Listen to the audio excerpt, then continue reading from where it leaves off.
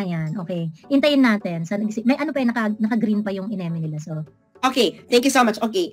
So nakakaloka dito yung ano ang significance sa ginawa dito ni Sara Duterte. This is a graded recitation. Dito sa portion na ito. Nako, may graded recitation po ito, ha? Oo. Ako ang law pero walang department, charot. Itag natin. Si Trillanes, mga madam tahi. Anyway, ayan. Baka merong ano dyan ha, merong lawyer dyan na gustong umakyat. Kapag hindi lawyer, wag mo nang umakyat ha. Ito kasi, binardagol niya. Sino binardagol niya dito? Dito sa statement niya, sa first part, ito si Boying Remulla. Inuna niya si Boying Remulla. Anong significance ng ginawa niya dyan? Sa pagbabardagol niya kay Remulla? In-expose niya na, di ba, we are really, in a very unfortunate situation dahil... More than that, more than that. Hirap naman ito, ito recitation, basic. Ay, recitation to, no? Invite mo ako, ay mo ng graded recitation.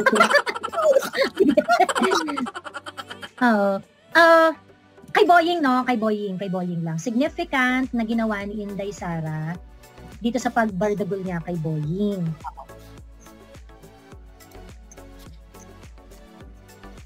Ano ba? Kasi parang ayokong i-stretch, pero parang gusto kong i-entertain yung idea na since sinabi ni Inday that Boying doesn't know what he is doing, he is capable of doing something else na hindi rin naaayon sa batas. Ganon? Ay, hindi. Alam na natin incompetent. Diyos ko na, do you need to keep on? Hindi, yung... Ito yan. Okay. The professor will take over because the students didn't do their homework. Grabe siya. Sa lahat ng taga saan si Boying? Cavite. Anong relevance ng Cavite sa politika ng Pilipinas? Vote rich. Pangalawa yan. Pinakamalaking boto. So, anong number one? Cebu. Pangalawa yung Cavite. So, ngayon, bakit sa tingin mo, hinahalik-halikan nila ang kulang na lang talaga is hadahin nila yung mga Remulla in public. Diba? Okay. Because they allotted 1 billion fund for Cavite recently, di ba? Yes, because Cavite is vote rich. Yan lang yan, girl. Okay? Vote rich ang Cavite. Ngayon si Sara, binangga mo ang may hawak ng second largest source of votes in the Philippines. What does it tell you? Wala siyang pakialam. Nagigets nyo? So, ito na yung hugot niya na, ay, Day, wala akong pakialam kung nasa inyo pa ang 60% ng bumoto sa akin or lahat ng taong bumoto sa akin nasa probinsya nyo. Wala akong pakialam. Kaya nga, diba, somewhere there, makikita natin, magandang sinabi niya na, ngayon lang sila nakakita ng politikong who has nothing to lose. Yeah, minensyon niya yan. In-emphasize niya yan. I don't give a fuck. So ang ate mo, at this point, she's now a tornado. Meltdown? Sarah's having a meltdown. Sarah's having a tornado moment. Damay-damay na tayo Okay, si bakla parang Kill Bill, no? Para siyang may kill list? Si Sara Duterte ay parang si Uma Thurman sa Kill Bill. Si bakla. Okay, sino? Coco Pimentel, Escudero, Boying Remulla, Young Guns, and mga anak. Si bakla. Kill Bill. At sino ang in-spare ni Uma Thurman sa Kill Bill? Di ba yung anak ni Viveka? Anong pangalan ng black girl? Di ba yung sinabi niya, pagtanda mo, if you're still angry, sige, pagbibigyan kita, magtigihan tayo. Pero pagtanda mo na. Pero ngayon na bagets pa siya, hindi niya na-inspire. Diba? Kasi nga, Assassin's Code. Do not involve the innocent as much as possible, especially children. Ayan, anak ni Black Mamba. Pero si bakla, no, parang, alam mo ngayon si Sara, parang siyang si Uma Thurman na na comatose. Oo. Tapos nung nagising, nag-rampage. Nagising siya na putang ina. Kinabutos niya ako habang ako'y nakadapa. Correct. Sandali lang ha. Pak! And now, she's now in her pussy wagon. Sandali lang ha. Wait. Feeling everyone on their way. Di ba kaya siya sandali lang? Sino kayo? 1, 2, 3. So ngayon, ang inuna niya, bakla. Si Remulla. Hawak ang number 2 province sa Cavite when it comes to votes. So walang pakialam si 2 million? Okay, minus 2 million. And probably that is also the leverage that the Remulla has kasi di ba parang ang chismis sa kaparangan is that yung Island Cove na meron silang state na dinedeny ni John Vic Remulla ay nag-ooperate pa rin up until this point despite the fact dun sa mga despite the fact na tawag dito may mga nagsaraduhan ng mga pogo dahil nga yun yung wish ni Bongbong na legal or illegal ang pogo ipapasara. Pero tuloy daw according dun sa mga maraming mga bubuwit, tuloy naman daw ang operations doon.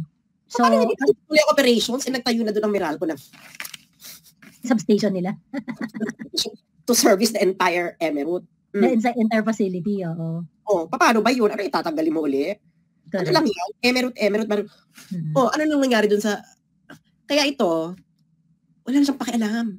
Si Sara, Cavite, okay, X, minus 2 million. Bala na kayo mga taga Cavite, pero for Sara, lahat na kayo, 2 million na kayo dyan. 2 million na kayo dyan, hawak ni Remulla, okay, wag niyo kayo boto. Do I give a fuck? Sasabihin ko pa rin, bobo yung Secretary of Justice nyo, na galing dyan sa inyo, na taga dyan. Diba? Sabi, baka i-demanda ka sa figure of speech mo.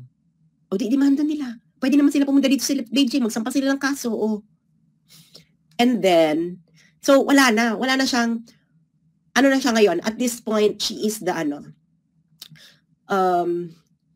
she is now Uma Thurman after the marriage. Bakla tama-tama yung Kill Bill na storya niya. Yes, pasok na pasok. Kasi di ba, nakasal siya, tapos nung kinasal siya, doon siya after nun siya ikasal, doon siya tinegi-tegi lahat ng mga emirate, pati nung mga akala niya, close niya, etc., Chorva.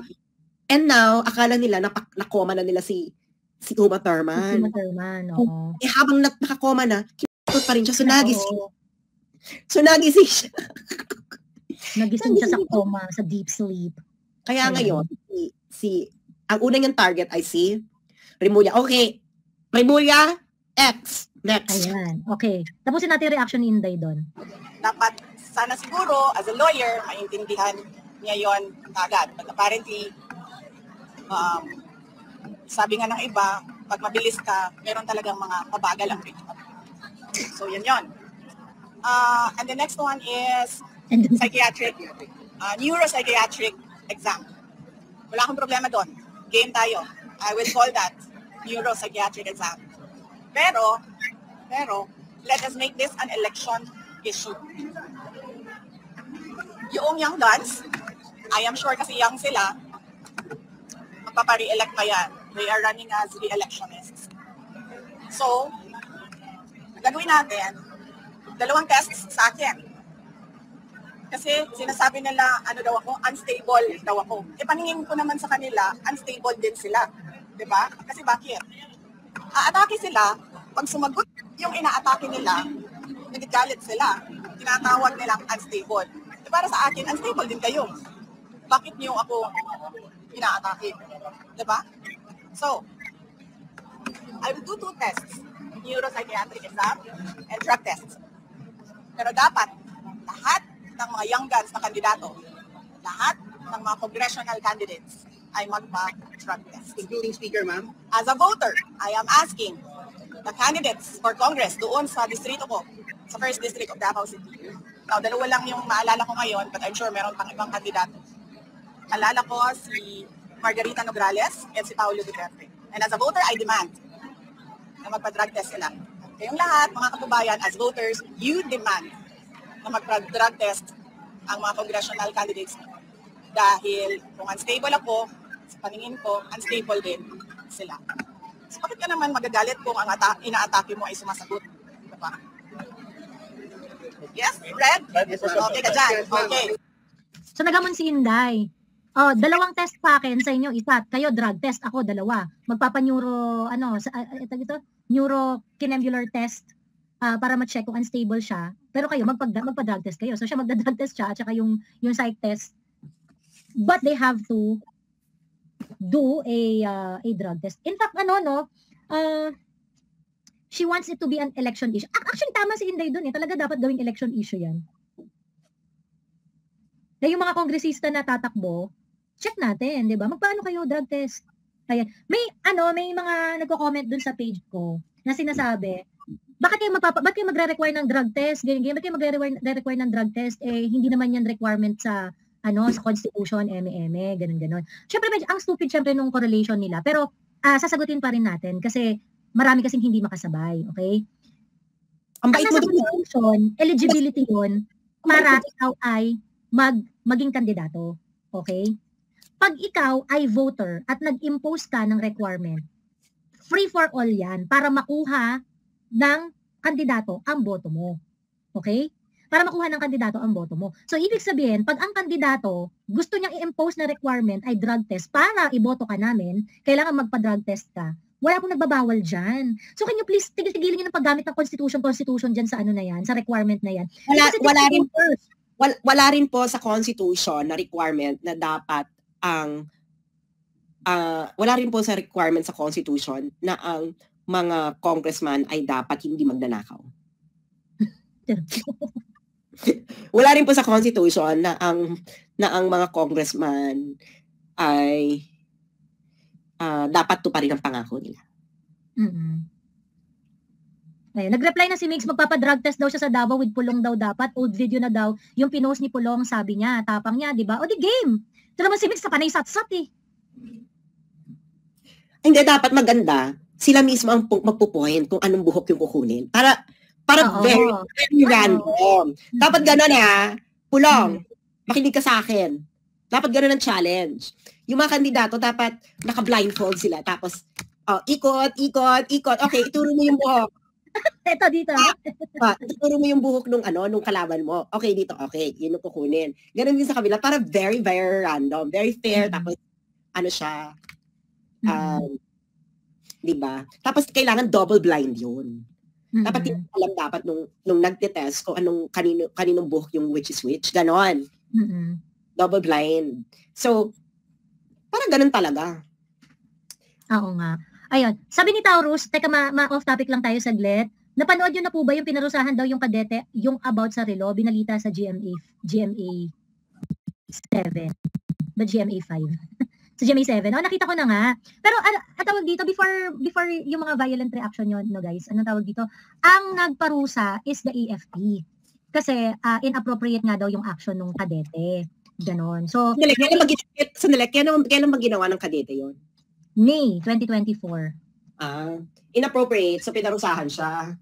Pinarusahan pero hindi nila sinabi exactly kung ano yung paruse. Alam mo, kadete, nagtapos ka man naman ng PMA, mag-abroad ka na lang. Kung sino yung kadete na yan, mag-abroad ka na lang, be. Actually, hindi na siya kadete kasi nag-graduate na siya eh. Di ba yan? Siya ng sundalo? Ano na siya? Tawag dito, may rank na yan agad after niya mag-graduate. Okay nga, mag-abroad ka na lang. Malaki ang premium ng mga sundalo sa abroad kasi the discipline that they earn, etc. Mag-abroad ka na lang, be. Ayun. Yung sinasabi ko sa'yo, mag-abroad ka na lang. Oo. Di ba? Papayag ka? Na ikaw, ididiscipline ka, tapos yung commander-in-chief naggaganon, hindi ididiscipline. Tapos yung house speaker, nagkikeme ng pera sa Okada. Be, daguhan. Kahit naman siguro, no? Sabi daw. Sa part kasi ng, sa part kasi ng EFP, kumbaga, parang, hindi na, well, of course, syempre, ang tawag dito, ngayon kasi, syempre, nag-yield sila dun sa presidente. So, siguro, feeling ng EFP dahil napahiya yung presidente, ganyan, kailangan merong managot, ganyan. Kaya, ang kawawang kadete, ayun na, siya ngayon yung napag-initan. And to be fair, kahit naman si Inday Sara, sinasabi niya, meron talagang certain level of inappropriateness doon sa inarte ng bata. Kasi, hindi naman talaga siya, ganyan yung sinasabi ko nung last time na hindi naman kasi talaga siya tradisyon. Hindi siya talaga tradition. I think ang tradition doon is yung kapag gagraduate na sila, yung meron silang mga wish na gusto nilang makuha, ganun. And not necessarily with the president or with anyone, ganyan. Kasi nga, yung graduation nila, yun yung last day na safe sila. The moment they step out of the academy, pwede na sila ma-deads anytime. Kasi once maka-receive ng assignment yan, at pumunta yan sa mga conflict areas, yun na yung katapusan ng kanilang yun na yung katapusan ng kanilang pagiging safe. Ganon. So, kumbaga parang, ang tradition talaga doon is that, kapag ka-graduation, it is their day, so medyo pampered sila dyan eh. Kasi yan na yung huling araw na safe sila. Ganon. So, yun. So, anyway, ang ko nga dyan is kung si Bongbong, kung nasa matino siyang pag-iisip, pagkakataon niya yan actually para magkaroon ng brownie point eh. Pagkakataon niya yan para magkaroon ng brownie point na, well, hindi naman ako na-offend or whatever. Yung parang mag-ano lang siya, yung magpakita lang siya na, na ayaw niya maparusahan yung kadete or things like that. Pero, which is, ayaw nilang mag-react. Tinanong si Lisa Marcos at saka si Bongbong Marcos tungkol sa mga statements ni Inday noong October 18. Noong October 18, yung una niyang press con, they will not answer. Tumatakbo sila, iniiwasan talaga. Remember, Inday said that BBM doesn't know how to be a president. Merong nagtanong ang pangalan nito, merong nagtanong na reporter kay BBM na, Sir, Inday Sara said that you do not know how to be president. Tapos numisi lang si BBM. Ayan. Okay? Mga lilisang hina. Joey, wagas ka na nga mambara, ba't dami mong commenter? Sabi ni Carl Mark. Ayan mo sila dyan. Well, what can I say? Ano to? Saan sinabi to ni Ping Lacson? Take mo sa claim ni Ping na fake news daw liquidation by certification. Up to 500K lang daw yan. But still subject to COA audit. Huh? Hindi, open niyo yung book of accounts ninyo. Asan yung book of accounts? Oo.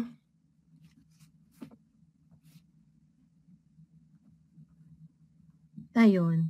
Anyway, kasi ito naman si Ping Lacson, parang, wag mo kami i-gaslight. Walang nakalagay sa resolution mo na na ikaw mismo tulong na hanggang 500,000. True. Ayun. Anyway.